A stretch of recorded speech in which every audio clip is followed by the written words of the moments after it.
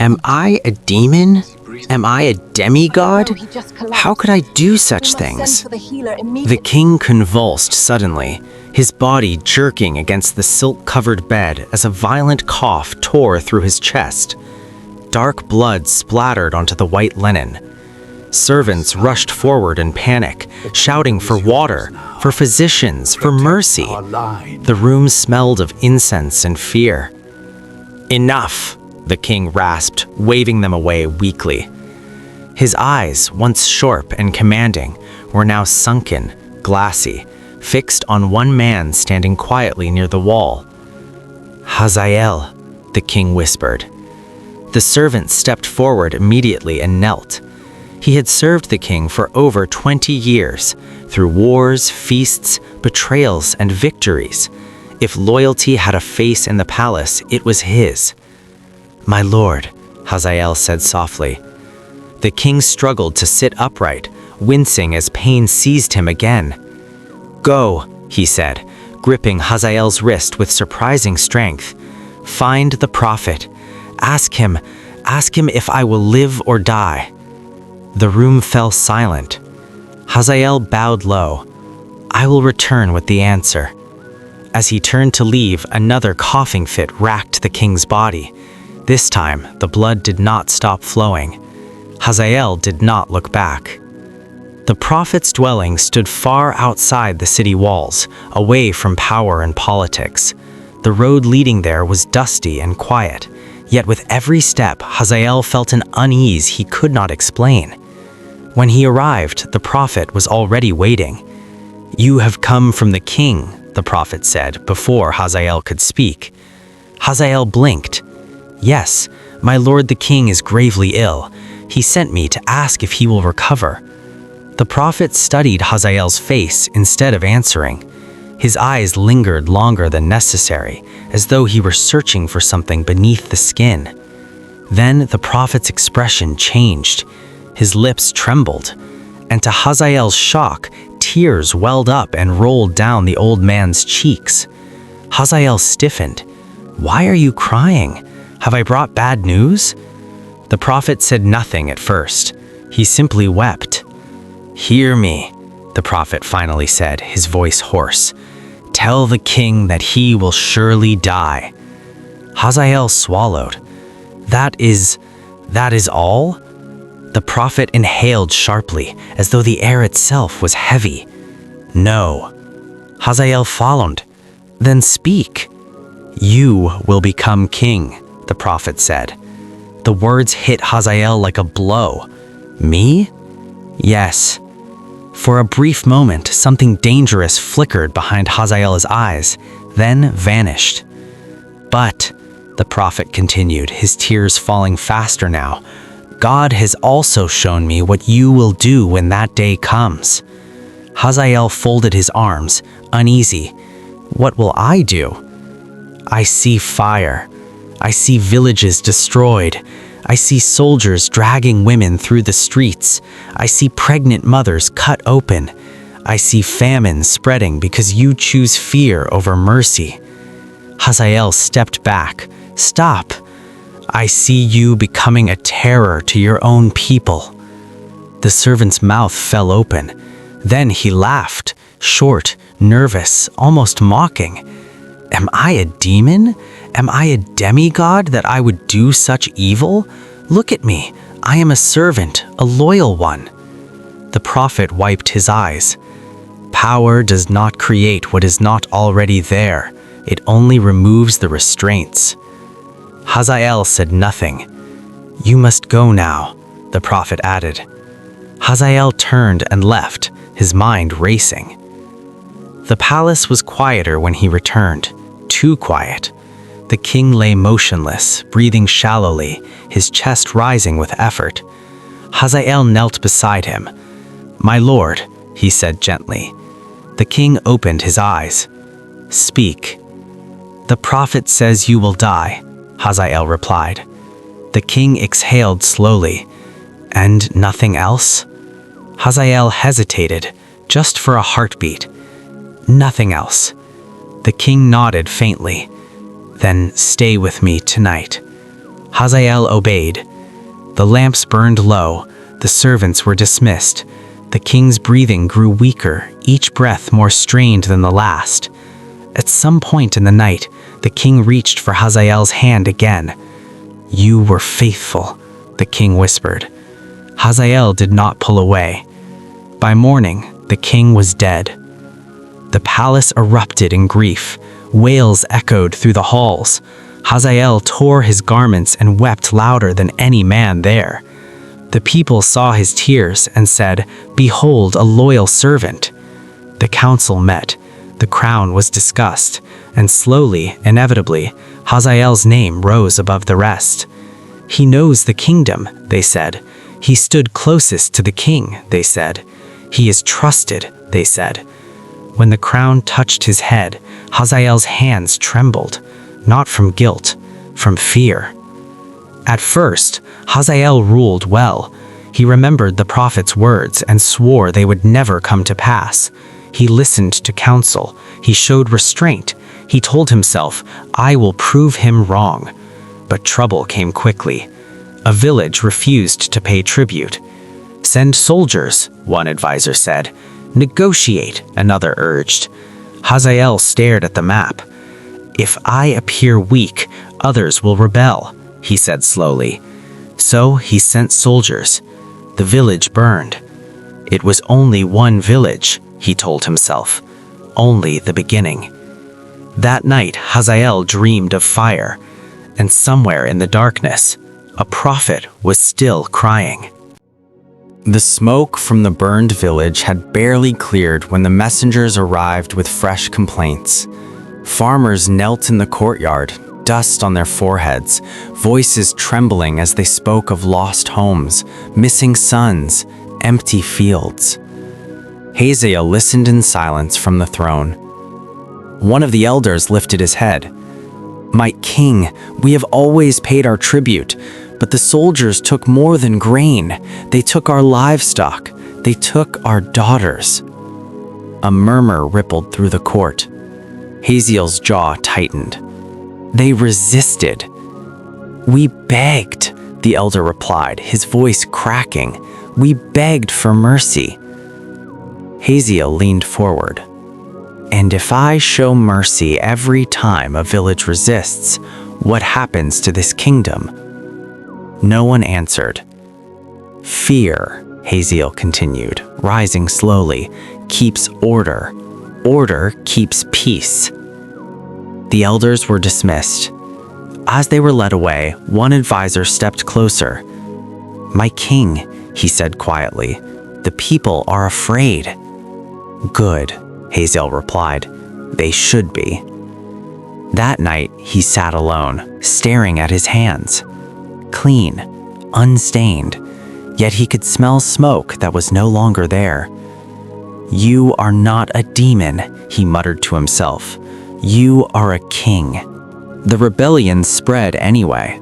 Small at first, a stolen shipment, a killed tax collector, whispers in the marketplace.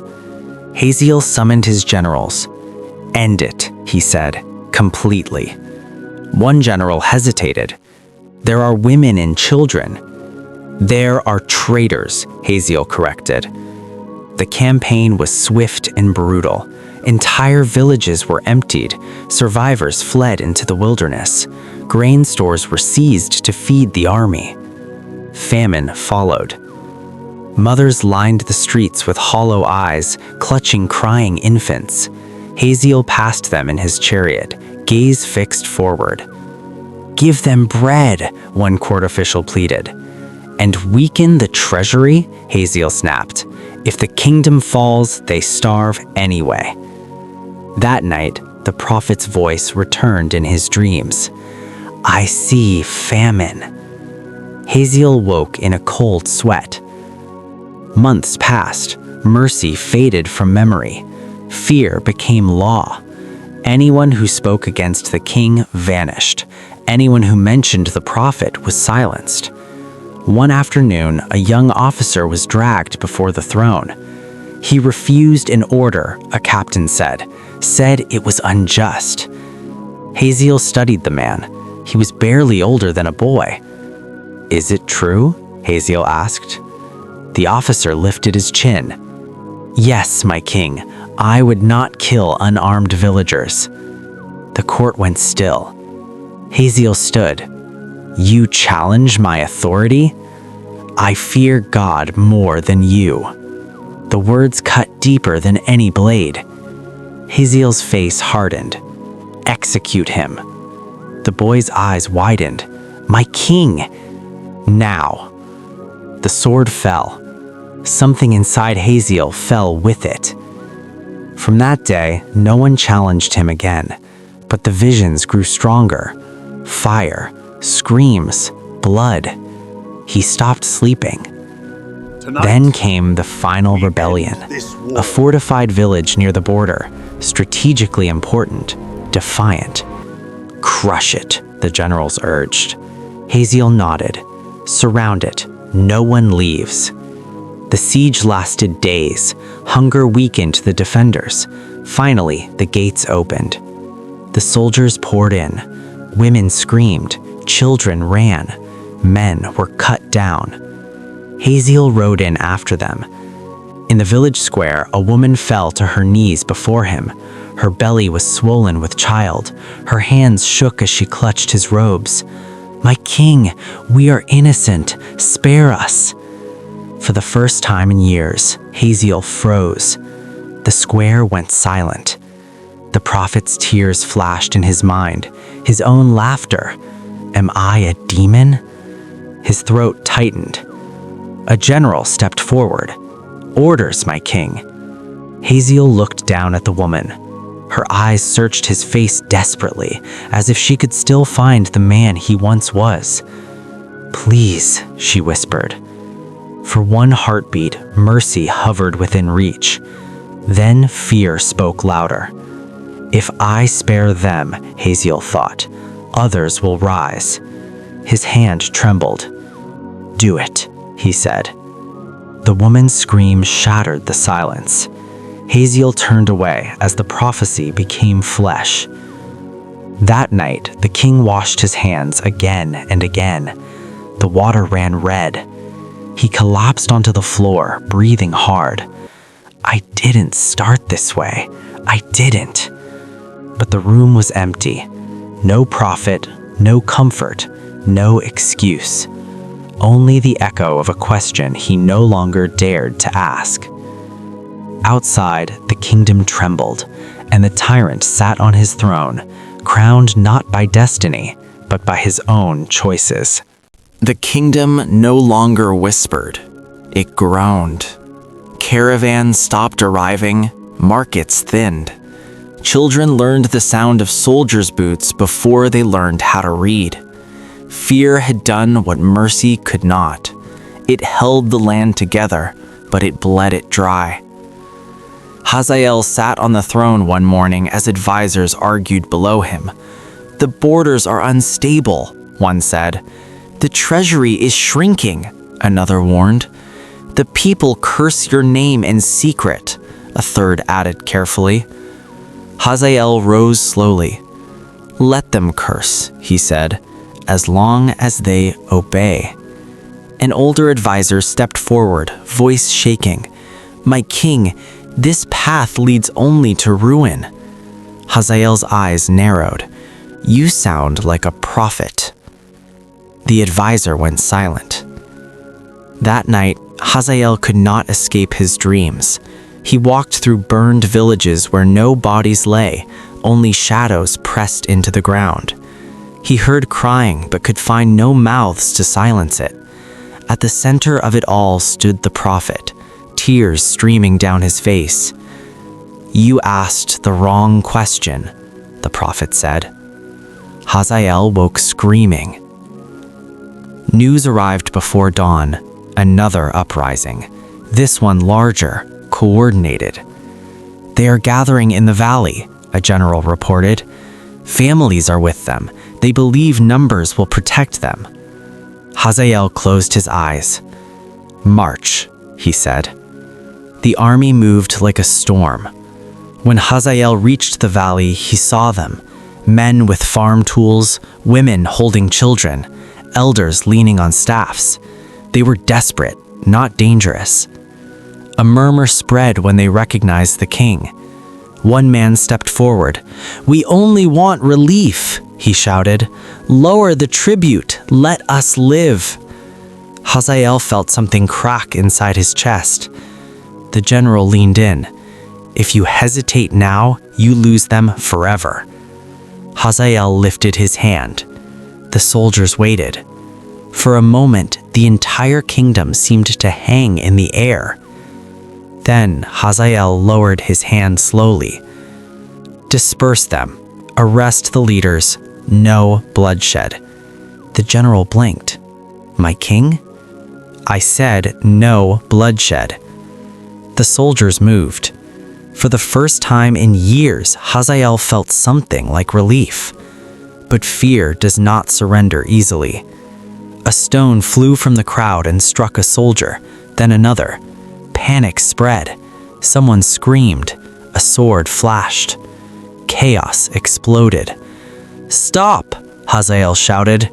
Too late. The valley became a slaughter. When it was over, bodies littered the ground. Children cried over lifeless parents. Mothers rocked in silence. Hazael stood frozen. "This was not my command," he whispered. But the dead did not rise. Back in the palace, Hazael dismissed everyone and locked himself inside his chamber. He stared at his reflection, older now, harder, eyes hollowed by choices he could no longer undo. "I tried," he said aloud. "I tried to stop it." The silence answered him. For the first time since the prophecy, Hazael wept. Not loud, performative tears, but broken ones. "I was never a demon. I was afraid." The memory returned with cruel clarity, his own voice laughing in disbelief. "Am I a demon?"